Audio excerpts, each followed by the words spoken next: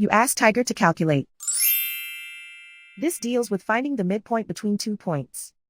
The midpoint between the 2 points is negative 26.553. Let's solve it step by step. Plot the 2 points and calculate the midpoint using the formula.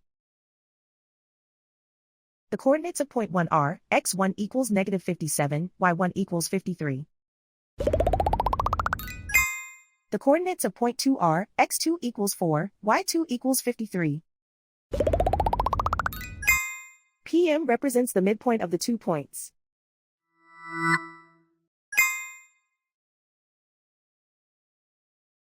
Use the x values in the midpoint formula to find the midpoints x. x1 equals negative 57. x2 equals 4.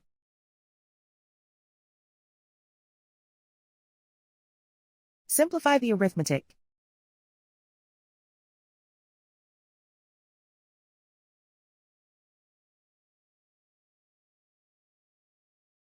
Use the y values in the midpoint formula to find the midpoints y. y1 equals 53.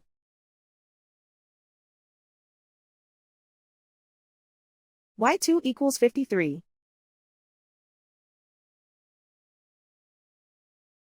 Simplify the arithmetic.